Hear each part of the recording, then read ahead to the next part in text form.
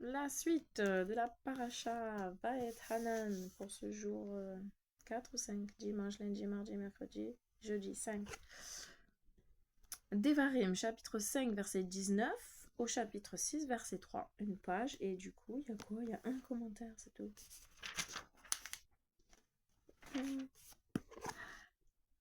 Ces paroles, l'Éternel les a dites à toute votre assemblée sur la montagne, du milieu du feu, de la nuée du nuage épais.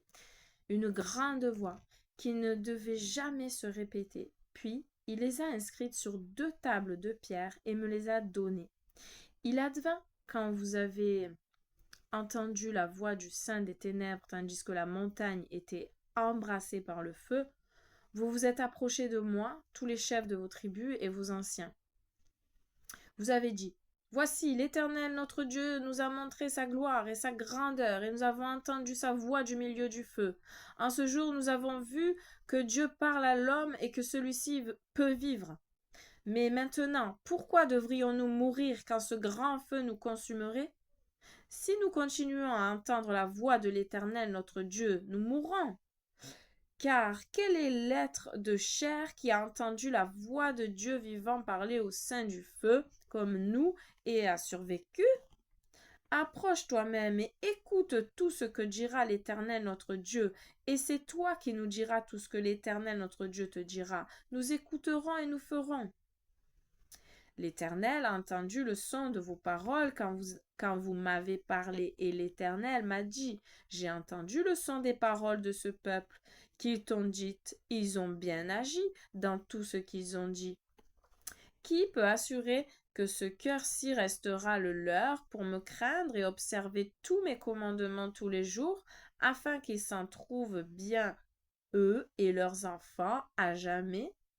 Va, dis-leur, retournez dans vos tentes. Quant à toi, tiens-toi ici avec moi, et je te dirai tout le commandement, les décrets et les jugements que tu leur enseigneras, et ils les accompliront dans le pays que je leur donne pour en prendre possession.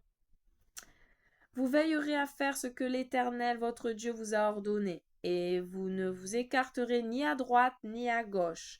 Dans tout le chemin que vous a ordonné l'Éternel votre Dieu, vous irez, afin que vous viviez et que ce soit bon pour vous, et vous prolongerez les jours dans le pays que vous posséderez.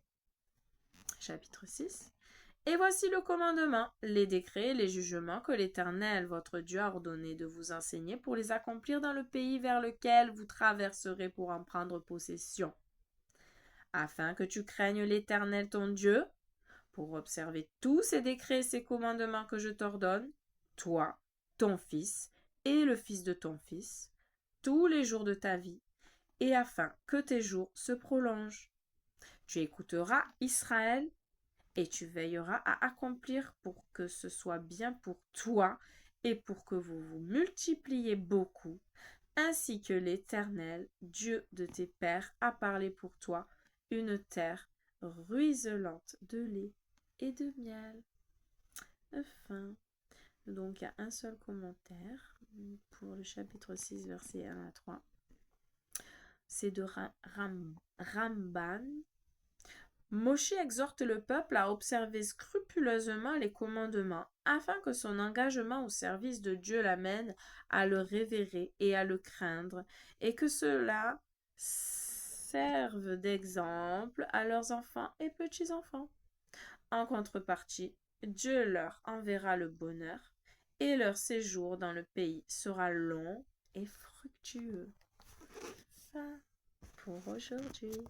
Mais demain, c'est préparation de Shabbat, donc peut-être que je le partagerai pas.